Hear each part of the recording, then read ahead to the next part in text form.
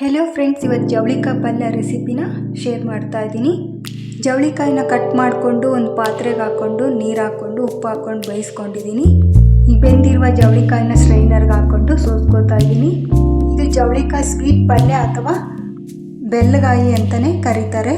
ಒಂದು ಪಾತ್ರೆಗೆ ಎಣ್ಣೆ ಹಾಕ್ಕೊಂಡು ಸಾಸಿವೆ, ಜೀರಿಗೆ, ಕರಿಬೇವಿನ ಸೊಪ್ಪು ಮತ್ತು ಮೆಣಸಿನಕಾಯಿ ಹಾಕ್ಕೊಂಡು ಮೊದಲು ಫ್ರೈ ಮಾಡ್ಕೋಬೇಕು. ಇದು ಸಿಂಪಲ್ ಪಲ್ಯ ರೆಸಿಪಿ. ರೊಟ್ಟಿ ಚಪಾತಿಗಂತೂ ಒಳ್ಳೆ ಕಾಂಬಿನೇಷನ್ ಪಲ್ಯ ಇದು. ಮೆಣಸಿನ್ಕಾಯಿ ಫ್ರೈ ಆಗಿದೆ. ಇವಾಗ ಈರುಳ್ಳಿ ಮತ್ತು ಟೊಮೊಟೊ ಕೂಡ ಹಾಕ್ಕೊಂಡು ಚೆನ್ನಾಗಿ ಫ್ರೈ ಮಾಡ್ಕೊಳ್ತಾ ಇದ್ದೀನಿ. ಸ್ವಲ್ಪ ಉಪ್ಪು ಕೂಡ ಹಾಕ್ಕೋಬೇಕು. ಮೊದಲೇ ಜವಳಿಕಾಯಿಗೆ ಉಪ್ಪು ಹಾಕ್ಕೊಂಡಿರೋದ್ರಿಂದ ನೋಡಿ ಹಾಕ್ಕೊಳ್ಳಿ. ನೋಡಿ, ಟೊಮೊಟೊ ಈರುಳ್ಳಿ ಎಲ್ಲ ಬೆಂದಿದೆ. ಸ್ವಲ್ಪ ಬೆಲ್ಲನೂ ಕೂಡ ಹಾಕ್ಕೋಬೇಕು.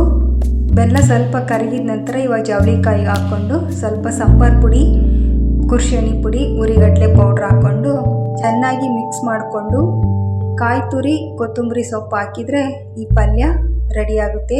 ಇದು ಜವಳಿಕಾಯಿ ಸ್ವೀಟ್ ಪಲ್ಯ ಅಥವಾ ಬೆಲ್ಲಗಾಯಿ ಅಂತಲೇ ಕರೀತಾರೆ. Thank you.